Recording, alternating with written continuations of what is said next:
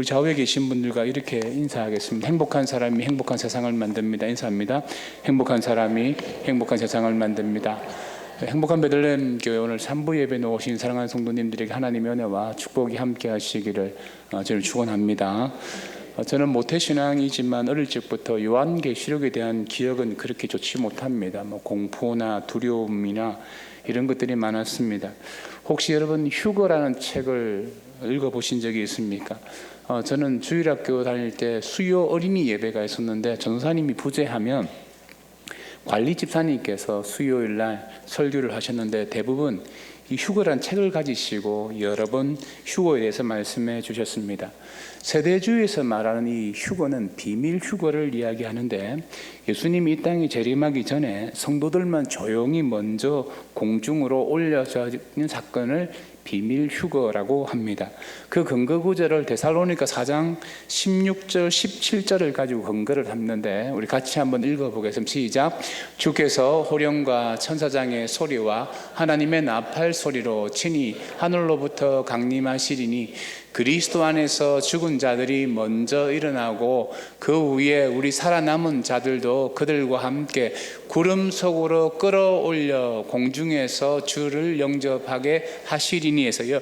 구름 속으로 끌어올려 공중에서 주를 영접하게 하시리니 이 구절을 가지고 휴거가 있다, 비밀 휴거가 있다라고 주장합니다. 그리고 이 비밀 휴거를 받지 못하면 이때부터 땅에 7년 대환란이 있는데 7년 대환란도 다니엘서 9장 27절을 가지고 이야기를 합니다.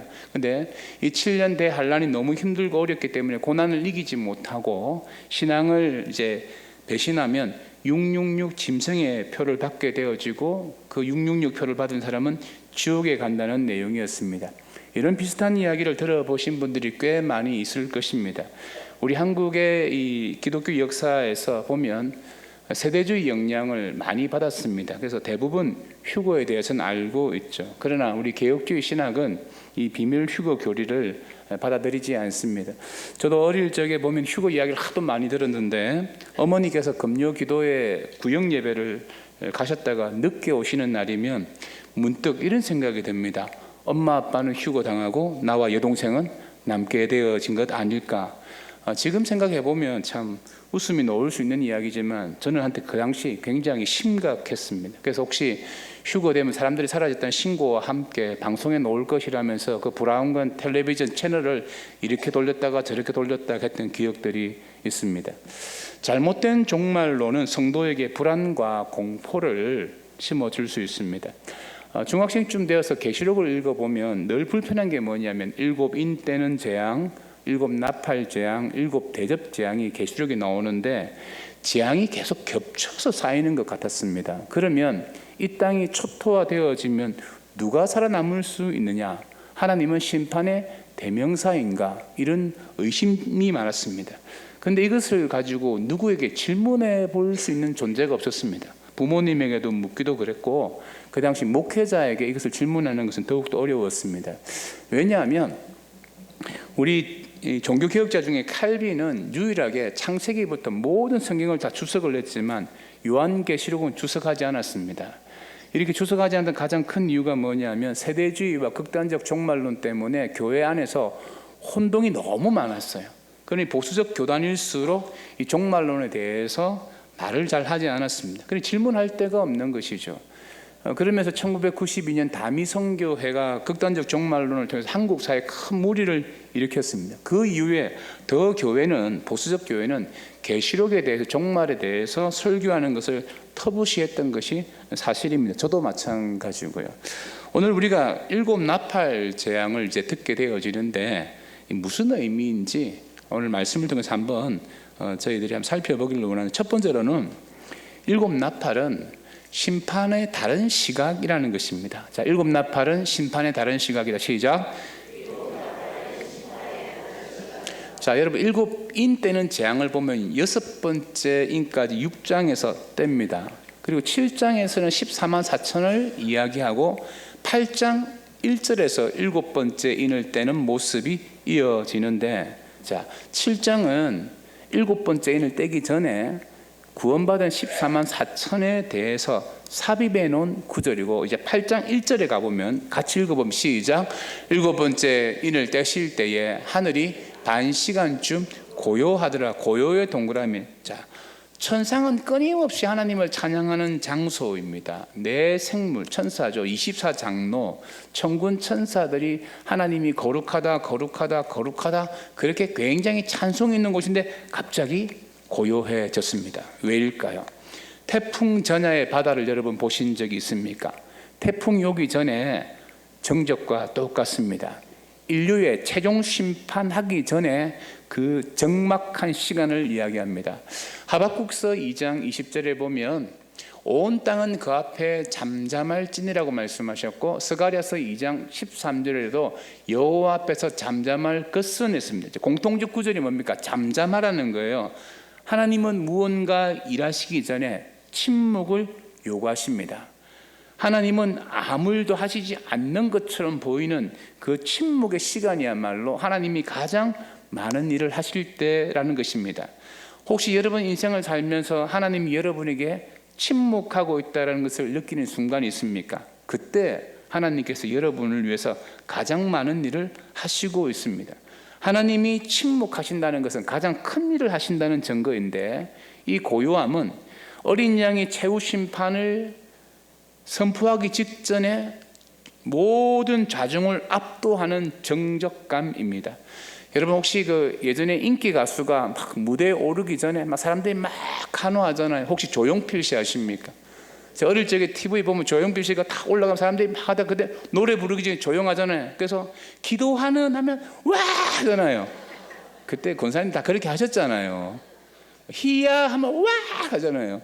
그 부르기 전에 그 정적감을 이야기합니다.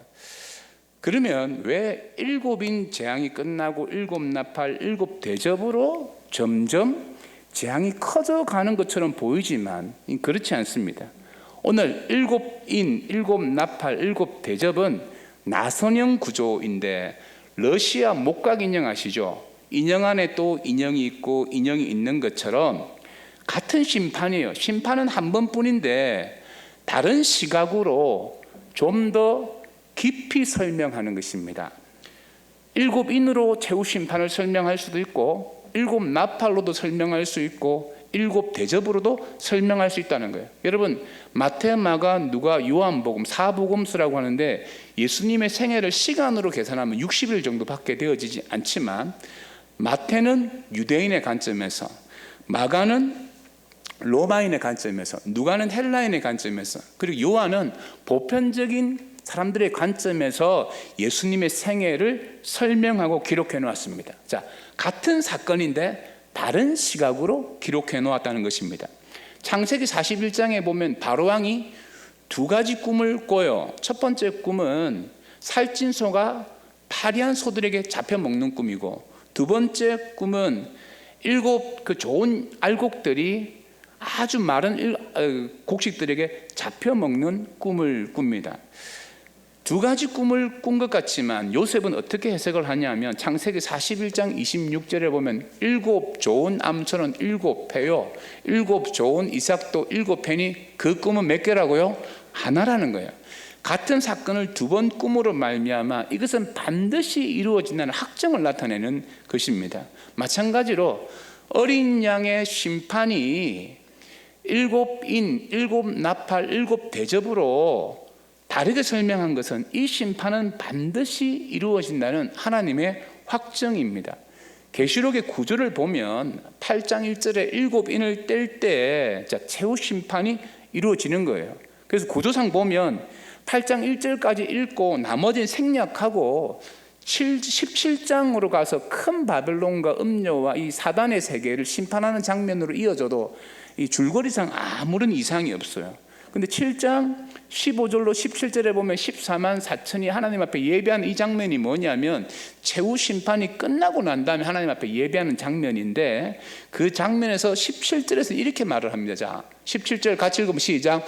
이는 보좌 가운데 계신 어린 양이 그들의 목자가 되사 생명수샘으로 인도하시고, 하나님이 그들의 눈에서 모든 눈물을 씻어줄 것이며, 모든 눈물을 씻어준다 줄을 딱 치고 그 밑에다가 계시록 21장 4절이라 적어 놓으십시오.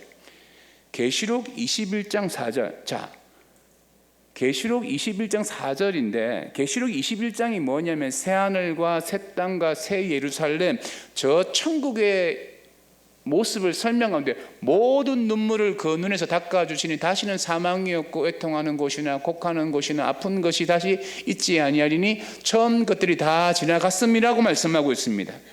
자, 이렇게 보면 하나님이 일곱 인을 떼는 것으로 최후 심판을 딱 설명할 수 있는데, 왜 일곱 나팔, 일곱 대접이라는 또 다른 각도를 가지고 최후 심판을 설명하시느냐? 하나님의 심판은 반드시 있기 때문에 기회가 주어질 때 회개하고 심판주보다는 구원주를 만나라는 하나님의 메시지인 줄 믿습니다. 두 번째로 일곱 나팔은 불신자에 대한 경고입니다. 자, 첫 번째 재앙이 일곱인 재앙이잖아요. 일곱인 재앙을 보면 어린 양이 인을 뗍니다, 주도적으로. 그리고 성령의 인치심을 받은 14만 4천 믿음의 사람들이 어떻게 하나님의 소유와 보호를 받아서 저 천국에서 예배하게 될 것인가, 최후 심판 때 인치심을 받은 사람들이 어떻게 구원받는가에 대한 관점으로 기록해 놓은 것이 일곱인 재앙이고요. 반면에 일곱 나팔 재앙은 불신자들을 향한 예수님의 재림과 최후 심판에 대해서 불신자들에게 설명하고 있는 것입니다. 자, 여러분 오늘 본문 13절 말씀 우리 같이 읽어보시자. 내가 또 보고 들으니 공중에 날아가는 독수리가 큰 소리로 이르되 땅에 사는 자들에게 화가 있으리니 이는 새 천사들이 불어야 할 나팔 소리가 남아 있음이로다 하더라. 자, 여기 공중을 날아가는 독수리라는 것은 심판의 신속성을 이야기합니다. 독수리 공중을 이렇게 뱅글뱅글 돌면 무슨 동물이 죽기 직전이에요. 그 모습인데 땅에 사는 자들에게 화가 있다. 자, 땅에 사는 자는 불신자를 이야기하는 거예요. 그러면 왜 불신자들에게 나팔 재앙이냐? 여러분 구약에서 보면 이 나팔은 나팔절이라고 해서 유대인들이 새해가 되기 전에 나팔을 길게 불면서 이제 새로운 한 해가 되어지니까 하나님 앞에 회개하고 새로운 마음으로 한 해를 시작하라는 절기로 나팔절을 지켜요. 그리고 또 언제 나팔을 부르냐 그러면 전쟁이 일어나기 직전에 나팔을 불면서 전쟁을 준비하라는 것입니다. 즉 일곱 나팔 재앙은 심판의 파괴의 목적이 아니고 하나님께로 돌아오라는 경고의 나팔입니다. 특별히 일곱 나팔 재앙과 일곱 대접 재앙은 이스라엘 백성들이 애굽에서 출애굽을 할 때 하나님께서 10가지 재앙을 내리셨는데 그 모습과 거의 비슷합니다. 자, 7절에 보면 첫째 천사가 나팔을 부니 피 섞인 우박과 불이 나와서 땅에 쏟아짐에 땅의 3분의 1이 타버리고 수목의 3분의 1이 다 타버리고 각종 푸른 풀도 다 타버렸더라 했습니다. 자, 그 여러분 우박이라는 단어에 동그라미 하시고 럭키 세븐 3분만 말씀해 줍니다. 럭키 세븐을 체크하십시오. 그리고 땅, 수목, 푸른 풀, 각종 푸른 풀 동그라미 놓으십시오. 여러분 이스라엘 백성들이 출애굽을 할 때 10가지 재앙의 7번째 재앙이 뭐냐면 우박 재앙이었습니다. 우박 재앙은 애굽 땅의 모든 농산물에 피해를 주는 재앙이었어요. 자, 인생이 생존의 근거를 어디에 두고 있습니까? 땅에 두고 있습니다. 근데 하나님이 사람이 먹고 사는 것으로 식량의 문제를 가지고 심판을 경고하십니다.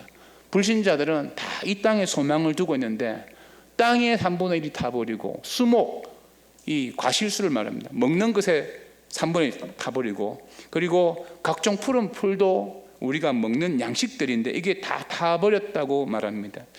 여러분 이 시대를 살아보면서 여러분 우리가 먹거리에 대한 불안감이 계속 커지고 있습니다. 유기농이 있습니까? 여러분 유기농을 믿으세요? 제가 농촌에서 목회할 때 권사님 한 분이 자두 20개를 가져온 거예요. 목사님만 드시라는 거예요. 유기농으로 농사를 지었대요.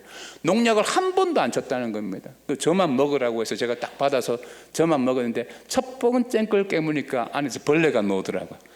마지막 20번째까지 다 벌레가 나와요. 제가 그때 깨달았어요. 농약 치지 않고 과실수 농사를 지으면 다 벌레가 있습니다. 여러분 먹는 사과 안에 벌레가 없다면 그건 농약 범벅입니다. 그래 이해하시면 돼요. 이 시대 이 땅에 여러분 우리가 마음 놓고 먹을 수 있는 음식이 없습니다. 땅의 3분의 1이 불탄다. 이것은 남아있는 3분의 1에 대한 경고입니다. 하나님의 심판의 시간이 가까워올수록 우리는 먹거리에 대한 불안감이 더 커질 것입니다. 오늘 8절과 9절에 보면 둘째 천사가 나팔을 부니 불부는 큰 산 같은 것이 바다에 던져지매 바다의 3분의 1이 피가 되고 바다 가운데 생명 가진 피조물들이 3분의 1이 죽고 배들의 3분의 1이 깨어지더라고 했습니다. 둘째 천사가 나팔을 부는데 바다의 3분의 1이 피가 되었다. 자, 10가지 재앙에서 첫 번째 재앙이 무엇이었습니까? 피재앙이었습니다. 나일강이 피가 되는 재앙이었는데 나일강은 이집트 사람들에게 신이었습니다. 농사를 위한 물을 공급하는 곳이 나일강이고 물고기를 잡는 곳이 나일강이었고 그리고 모든 생산물을 유통시키는 곳이 나일강이었습니다. 근데 그 나일강이 피가 되어지니까 이제 농사도 제대로 못 짓고 물고기도 못 잡고 생산물을 유통을 할 수도 없는 거예요. 오늘 8절에 보면 큰 산 같은 것이 바다에 던져지매라고 했습니다. 이 큰 산은 그 당시 계시록이 기록될 때는 제국, 로마 제국을 이야기하는 거예요. 이 로마 제국이 바다에 던져졌다라는 것은 로마 제국의 해상 경제가 지금 다 무너졌다는 것입니다.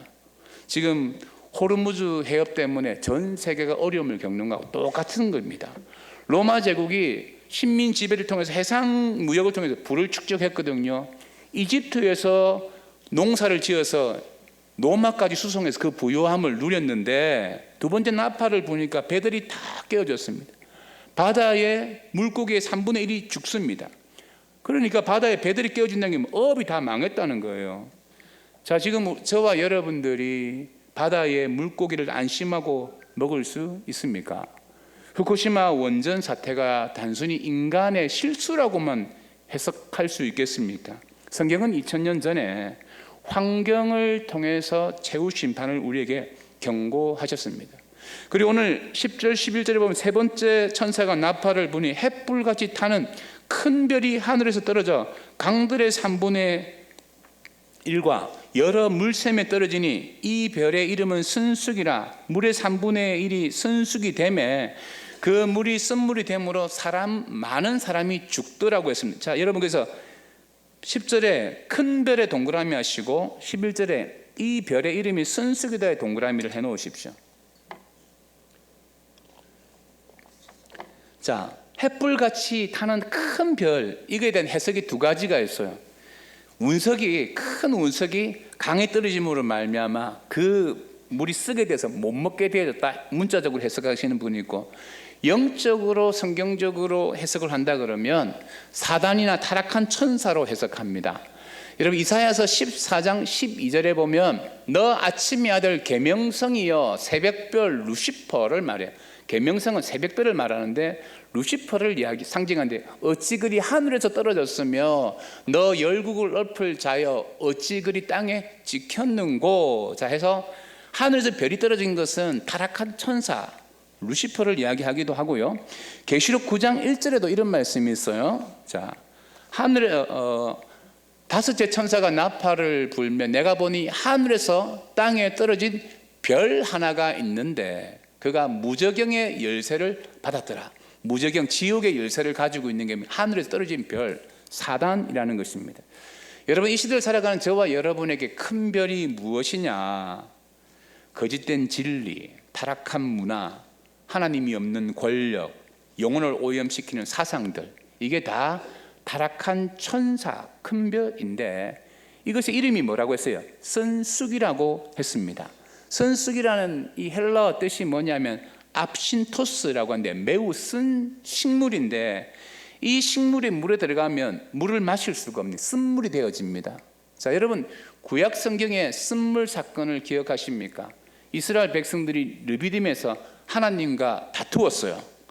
어떻게 사람이 하나님과 다투어요? 무엇 때문에 다투었느냐면 마실 물이 쓴물이었거든요. 오늘 이 별의 이름이 쓴숙인데 우리가 신앙생활을 하면서 하나님과 갈등하며 다투는 게 뭡니까? 세상의 가치관, 세상의 생각, 세상의 영향력을 너무 많이 받으니까 이 선숙들이 우리가 자꾸 이 선물을 경험하게 해서 하나님과 다투게 합니다.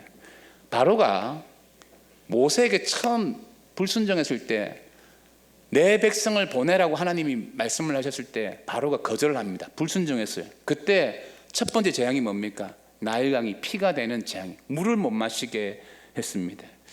여러분, 우리가 30년 전, 40년 전에 물을 사 먹을 거라고 생각해 보신 적 있어요? 여러분, 내가 돈 주고 지금 30대 이하는 물을 돈 주고 사 먹는 당연하게 생각을 할 거예요. 30년 전에는 그러지 않았습니다.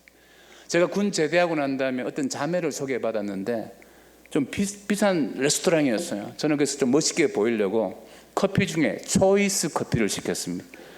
초이스 커피를 생각하시는, 기억나시면 다 50대 이상입니다. 근데 그 자매는 에비앙을 시키더라고요. 그래서 제가 에비앙이 뭐냐 이런 물어봤더니까 이게 알프스에서 나오는 세계적인 유명한 천월 미네랄 워터라는 거예요. 워터, 그럼 물인데 제가 충격을 받았어요. 왜 충격을 받았냐면 그 당시 휘발유 가격이 520원이었습니다. 근데 에비앙이 3,000원이었어요. 제가 그 자매가 너무 예뻤지만 그 자매를 거절한 이유는 에비앙 때문에 평생 고생할까 봐. 그래서 제가 만나지 않았어요. 여러분, 지금은 에비앙 사 먹는 것에 대해서 비난할 사람이 아무도 없습니다. 아프리카의 수많은 사람들이 물 때문에 죽어갑니다. 전 세계 22억만 명의 인구가 안전한 식수를 사용하지 못하고 있어요. 4분의 1이 제대로 된 물을 먹지 못하고 있습니다. 이번 인도 헌당식 가가지고도 4성급, 5성급 호텔에서 투숙을 했지만 매일 이제 호텔을 옮겨가졌는데 선교사님이 물을 사왔어요. 호텔 안에 물을 마시지 말라. 호텔 안에 정화되어진 물도 마시지 말라는 거, 위험하다는 겁니다. 71호 교회 헌당하고 난 다음에 점심을 같이 식사하는데 거기 우리로 말하면 노회장이나 총회장급 목사님이 같은 테이블에 앉았습니다. 그런데 밥을 먹을 때 숟가락과 젓가락으로 먹으면 안 됩니다. 이거로 먹어야 되는 거예요. 손으로 먹어야 됩니다. 손으로. 그때 손 안에 이제 카레가 낄까봐 조심스럽게 이렇게 겨우 알아서 먹었어요. 먹고 난 다음에 이제 손을 씻어야 되는 문화입니다. 손을 씻어 나가는데 이 물이 그 흙탕물입니다. 씻기도 조금 거북한 물인데 현지 목회자는 그 물에 입을 헹구더라고요. 여러분, 인류는 갈수록 깨끗한 물을 먹기가 어렵습니다. 왜일까요? 하나님께서 큰 별을 따르는 자, 이름이 순수기라고 했는데 그 가치관을 따르는 자들에게 쓴물을 계속 경험합니다. 제가 좀 억지 해석이라고 볼 수 있겠지만 선교지의 물들은 대부분 쓴물입니다. 마실 수 없는 물들이 너무너무 많습니다. 인도의 겐지스강 가보진 않았지만 그 강에 생명수라고 해가지고 그 페스티벌이 있을 때 1년에 일본 인구 정도 되는 1억 2천만 명이 일주일 동안 모여서 그 물 먹고 가요. 생명수라고. 그게 얼마나 잘못된 가르침입니까? 여러분 보십시오. 주님의 최후 심판이 가까이 올수록 우리는 마실 물이 없어지고 있습니다. 돈 주고 물을 사 먹어야 됩니다. 오늘도 12절에 보면 넷째 천사가 나팔을 부니 해 3분의 1과 달 3분의 1과 별들의 3분의 1이 타격을 받아 그 3분의 1이 어두워지고 낮 3분의 1이 비춤이었고 밤도 그러하더라. 자, 네 번째 천사가 나팔을 부니 하나님이 창조하신 우주 세계 질서가 기능을 제대로 못한다는 거예요. 애굽 땅에 10가지 재앙이 내릴 때 9번째 재앙이 흑암 재앙이었습니다. 오늘 이 12절 말씀이 최종 재앙이 아니거든요. 흑암 재앙은 이집트 사람들에게만 내렸고 유대인들에게는 없었습니다.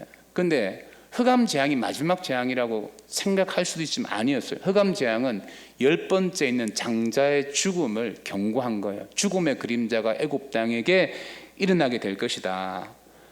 하늘의 3분의 1이 어두워지는 것, 이거 하나님의 경고입니다. 여러분 기억하십니까? 어릴 적에 구름이 없는데 태양을 보지 못하는 날들이 있었습니까? 근데 지금은 하늘에 구름이 없는데 태양을 보지 못하는 날들이 굉장히 많아지고 있습니다. 이것이 단순히 황사나 미세먼지로만 볼 것이 아닙니다. 사람들이 자연을 잘 관리하지 못해서 공해 때문에, 여러분 그렇게만 해석하는 것은 정말 이렇게 생각해 볼 필요가 있어요. 이제는 물만 돈 주고 사 먹습니까? 공기도 돈 주고 마시잖아요. 제 방에 공기청정기가 매달 42,000원씩 받아가고 있습니다. 여러분들도 돈 내고 공기를 마신 지 꽤 오래됐습니다.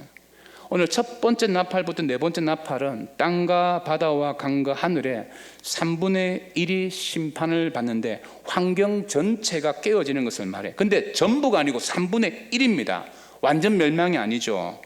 이게 무엇을 이야기하면 최후 심판이 있기 전에 돌아오라는 하나님의 경고입니다. 환경 파괴는 사람이 자연을 보호하지 않았기 때문이라고만 볼 수 있는 것이 아닙니다. 이것은 하나님의 심판의 경고입니다. 역사는 이미 심판 안에 진행되어지고 있습니다.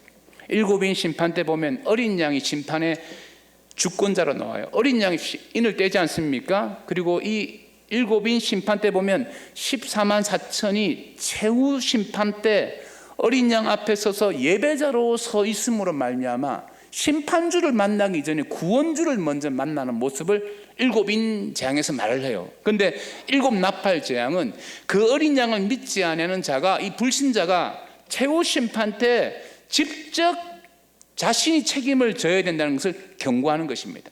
땅에 사는 동안 하나님을 예배하지 아니하는 자는, 그 불신자는 그 결과를 마지막에 심판주 앞에서 책임져야 된다는 것이 오늘 이 나팔 재앙의 내용입니다. 그리고 마지막 세 번째로 나팔이 울릴 때 성도는 기도로 동참합니다. 따라합시다. 나팔이 울릴 때 성도는 기도로 동참한다. 자, 오늘 2절과 3절 우리 같이 읽어보면 시작. 내가 봄에 하나님 앞에 7 천사가 서 있는데 7 나팔을 받았더라. 또 다른 천사가 와서 제단 곁에 서서 금향로를 가지고 많은 향을 받았으니 이는 모든 성도의 기도와 합하여 보좌 앞 금제단에 드리고자 함이더라 했습니다. 자, 여러분 구절을 보시면 7 나팔 천사가 나팔을 불기려고 나팔을 받는 장면 한 장면과 또 다른 천사들이 와서 서서, 자, 여러분 체크합니다. 3절에 제단 곁에 서서 1번, 그 다음에 2번은 금제단. 자, 오늘 3절 말씀에 보면 두 가지 제단이 나오는데 이게 구약 성경의 두 가지 제단을 의미합니다. 레위기 4장 7절에 보면 회막문 앞에 번제단 밑에 쏟을 것이요, 그러니까 성전 앞에는 어린 양을 잡아서 불태워 드리는 번제단, 놋제단이 있고요, 이게 제단 곁에 서서 그 제단을 말하고, 그 다음에 금제단을 드리고자, 이거는 출애굽기 30장 1절에 보면 너는 분향할 제단을 만들지니 곧 조각목으로 만들어. 분향할 제단이 성전 안에 있는 것인데 금향료 안에 향을 피워서 하나님 앞에 기도의 의미를 향을 피우는 제단이 있다는 거예요. 자, 성전에는 제단이 몇 가지가 있다고요? 2가지가 있습니다. 어린 양을 잡아서 불로 태워서 그 향기를 올려드리는 놋제단이 있고, 그리고 성전 안에 금향로에 향을 피워서 기도를 상징하는 금향단 제단이 있다는 것입니다. 이스라엘 백성들은 성전에서 아침 저녁으로 양을 잡습니다. 양을 잡아서 불태워서 번제를 드리는 그 시간, 제사장은 성전 안에서 이 분향단에서 또 하나님 앞에 기도를 상징하는 향을 피웁니다. 그 향을 피우는 시간은 성도들은 성전 뜰에서 하나님 앞에 기도를 드렸습니다. 오늘 보면, 자, 근데 중요한 게 뭐냐면 아론의 두 아들 나답과 아비후가 레위기 10장에서 보면 이 분향할 하나님 앞에 향을 피우는데 다른 불을 들였다가 그들이 즉사하는 사건이 나와요. 이 다른 불이 뭐냐는 겁니다. 성전 안에 있는 분향단의 향을 피울 때는 무슨 불을 가져와야 되냐면 번제단의 어린 양을 잡아서 불 피웠던 그 불을 가져와서 금향단에 향을 피워야 되는 거예요. 아론의 두 아들은 다른 불, 번제단의 불이 아니고 다른 불을 가지고 기도를 드리려고 했다가 그들 현장에서 즉사를 했습니다. 레위기 16장 12절에 이런 말씀이 있죠. 향로를 가져다가 여호와 앞 제단 위에서 번제단을 말합니다. 피운 불 그것을 채우고 곱게 간 향기로운 향을 두 손에 채워 가지고 휘장 안에 들어가서 금제단 위에서 향을 피우라는 거예요. 이해되어지십니까? 그러면 성전 안에서 기도를 나타내는 이 금향단의 이 불은 무슨 불로 해야 됩니까? 어린 양의 그 피를 가지고 제사를 드렸던 그 불로 해야 되는 거예요. 여러분, 번제단의 불이 아니면 우리가 제사함을 받습니까? 못 받습니까? 못 받습니다. 자, 이것은 예수 그리스도의 희생이 없으면 하나님이 우리의 기도를 받습니까? 안 받습니까? 안 받습니다. 우리가 마지막 기도할 때 누구의 이름으로 기도하죠? 예수 이름으로 기도합니다. 예수 이름으로 기도할 수 있는 예수님이 나의 죄를 대신해서 십자가에 죽으셨기 때문에 내가 제사함을 받고 하나님의 자녀가 됐기 때문에 예수 이름으로 기도할 수 있는 거예요. 성전에서 기도하는 것도 마찬가지예요. 이 성전의 기도의 의미를 나타내는 이 금향단의 불은 어디서 가져와야 돼요? 어린 양을 잡았던 번제단의 불을 가져와야지만 이 기도가 하나님 앞에 올려졌다는 것입니다. 자, 이 구조를 가지고 그러면 나팔장이 어떻게 시작되어지느냐? 자, 4절과 5절 우리 큰 목소리를 같이 읽어봅시다. 시작. 성도의 기도와 함께 천사의 손으로부터 하나님 앞으로 올라가는지라. 천사가 향로를 가지고 제단에 불을 담아다가 땅에 쏟음에 우레와 음성과 번개와 지진이 나타나더라. 자, 항연히 성도의 뭘요? 기도와 함께 천사의 손으로 하나님 앞에 올라가서, 자, 천사가 향로를 가지고 제단의 불, 번제단의 불이죠. 예수 이름으로 담아다 땅에 쏟으니까 그 다음부터 우레와 음성과 번개와 지진, 이 재앙들이 부어지기 시작했다는 것입니다. 자, 하나님의 주권과 말씀에 따라 이 땅에 심판이 진행되어지지만 오늘 말씀을 보면 이 심판에는 성도의 기도가 함께 한다는 것을 볼 수 있습니다. 이 땅에 불신자들에게 내려지는 이 재앙은 하나님의 심판이기도 하지만 동시에 성도의 기도가 이루어지는 거예요. 자, 여러분, 계시록에 보면 기도가 3번 나와요. 계시록 5장 8절에 보면 같이 읽습니다. 시작. 그 두루마리를 취하심에 내 생물이 24장로들이 그 어린 양 앞에 엎드려 각각 금은고와 향이 가득한 금 대접을 가졌으니 이 향은 성도들을 뭐라고요? 기도드리라고 했습니다. 자, 성도들이 기도하는 장면이 나오죠. 그 다음에 두 번째 장면이 계시록 6장 10절에 보면 5번째 인을 뗐을 때 순교자들이 기도하는 장면이 나옵니다. 자, 큰 소리를 불러 이르되 거룩하고 참되신 대주제시여 땅에 거하는 자들을 심판하여 우리 피를 갚아주지 아니하시기를 어느 때까지 하시려 하나이까. 이 말은 복수해달라는 내용이 아니고 하나님의 뜻이 이루어지기를 바랍니다라는 내용의 기도입니다. 그리고 세 번째 기도의 모습이 오늘 본문 말씀 3절과 5절에 나오는데, 자, 3절만 읽어보겠습니다. 시작.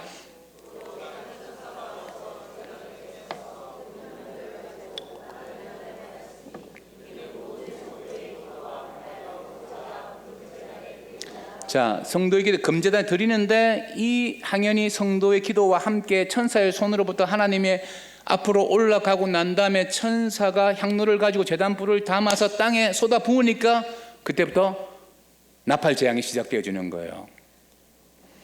자, 여러분, 계시록에 보면 성도의 기도의 내용이 무엇인지 장 상세하게 설명하지는 않습니다. 그런데 계시록의 결론에 가보면 교회가 무엇을 위해서 공통적으로 기도했는지는 언급하고 있습니다. 계시록 22장 20절에 보면 이것들을 정언하신 이가 이르시되 내가 진실로 속히 오리라 하시거늘. 자, 이것들을 정언하신 이가 이르시되 예수님이죠.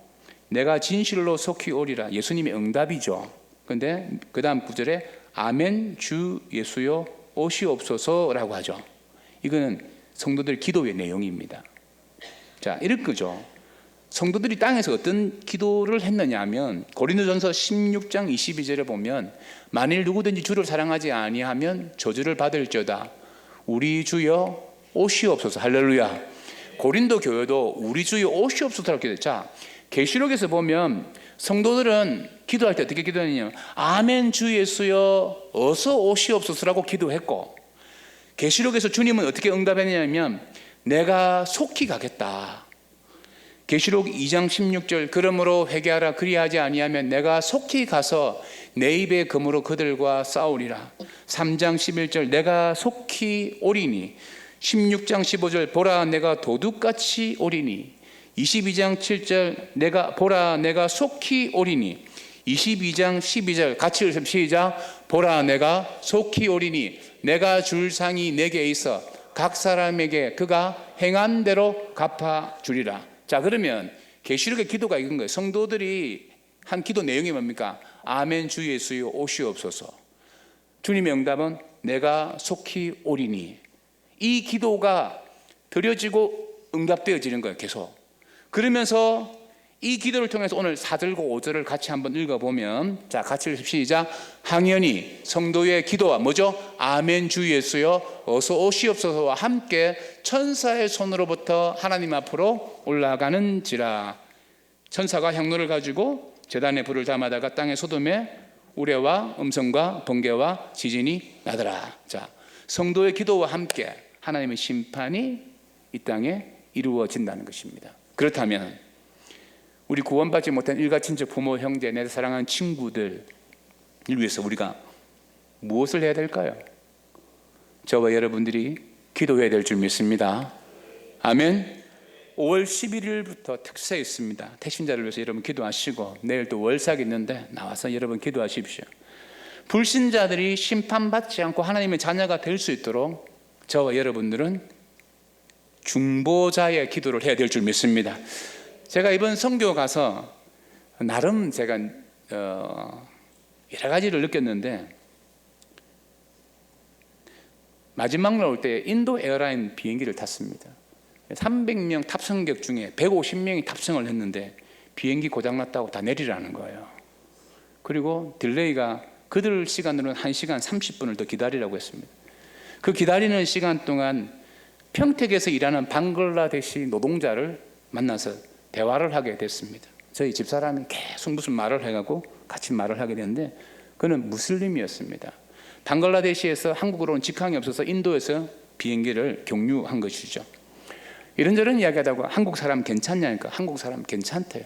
못됐지 않느냐 하니까 괜찮답니다. 사장님 나쁘지 않아요. 사장님 나쁘지 않대요. 제가 좀 그러면서 자기가 무슬림이랍니다.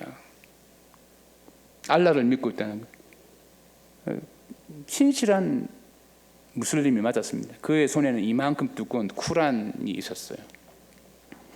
쿠란을 제가 들춰보고 있는데 제가 물어서, 그러면 당신 이슬람 무슬림으로서 하루에 5번씩 기도하냐 물었습니다. 한국 사회에서 외국인 노동자가 5번씩 기도하는 것이 쉬울까요? 어려울까요? 여러분 직원이 외국인 노동자인데 하루에 5번씩 기도한다면 허락해 줄까요? 자기 사장님이 허락해 준대요. 그러면서 5분만 하는 기도이기 때문에 허락을 해준다는 겁니다. 근데 그들은 기도하기 전에 몸을 씻어요. 손발 다 씻고 나침판으로 메카를 맞춰놓고 이렇게 기도하는데, 그 기도문을 저에게 보여주는데 알아보기 때문에 제가 이제 팝하고 보았는데, 기도 내용이 알라는 위대하시고 알라는 자비로우시고 알라는 모든 찬양을 받으시고 알라는 심판의 주권자 되시고 알라는 자유로우시고, 이런 기도예요. 이게 한 7가지가 있습니다. 그러면서 이 기도를 하루에 5번씩 해 뜨기 전에, 정오에, 오후에, 해지기 전에, 잠자기 전에 한다는 거예요. 사장님이 허락해 줬대요. 그럼 자기가 열심히 일한대요. 그럼 제가 또 이렇게 물었어요. 그분이 제가 목사인 걸 아는 것 같아요. 그래서 알라라고 이야기하지 자꾸 하나님이라고 이야기를 하는 거 보니까 이 사람도 좀 모슬림엔 깊은 그 신앙을 가진 사람이에요. 그럼 제가 무언가 이렇게 좀 꼬투리를 잡아야겠다 싶어가지고, 당신은 이 기도 말고 다른 기도는 하지 않느냐 하니까 알라만을 위해서 기도한다는 겁니다. 알라만을 위해서 기도하면 알라가 다 자신의 인생을 책임져 준다는 거예요. 저는 목사로서 좀 부끄러웠습니다. 저와 여러분들의 신앙은 어떻습니까? 하나님 앞에 여러분 얼마나 기도하십니까? 구세군의 창시자였던 윌리엄 부스가 이런 말을 했어요. 구세군은 훈련받지 않습니까? 목회자가 되기 위해서. 이 훈련생들을 5분만 지옥에 딱 보내면, 5분만 지옥을 경험하면 평생 복음을 전할 것이다. 이렇게 윌리엄 부스가 이야기를 했지만 저는 동의하지 않습니다. 왜냐하면 계시록 9장에 가보면 이 지옥을 직접 봐도 회개하지 않는 것이 사람이라는 거예요. 이건 뭘 이야기하냐면 재앙으로 사람이 변화되지 않습니다. 오직 은혜와 성령의 역사와 기도만으로 사람이 변화될 줄 믿습니다. 아멘. 그래서 우리는 이 땅의 심판이 임할 때 우리의 기도가 함께 있다는 사실을 알면 예수 믿지 않는 자들을 위해서 기도해야 돼요. C.S. 루이스가 이런 말을 했어요. 지옥문은 안에서 잠겨져 있는데 이게 하나님이 지옥으로 사람을 밀어넣는 게 아니라는 거예요. 예수 안 믿으면 지옥 간다 이걸로 밀어넣는 게 아니고, 지옥문은 안에 잠겨있는 사람들이 스스로 하나님을 외면하고 지옥문을 열고 들어간다는 것입니다. 일곱 나팔 재앙은 3분의 2에 대한 경고입니다. 여러분, 이 땅과 바다와 강과 하늘에 3분의 1이 환경 오염으로 계속 어려움을 겪고 있지 않습니까? 이것을 우리가 좀 영적으로 볼 줄 안다 그러면 우리 주님께서 오실 날이 얼마 남지 않았는데, 여러분 3분의 2들에게 복음을 전하는 14만 4천의 믿음의 사람 되시기를 주님이 축원합니다. 우리 함께 찬양하고 기도하겠습니다. 마라나타 주 예수여 오시옵소서.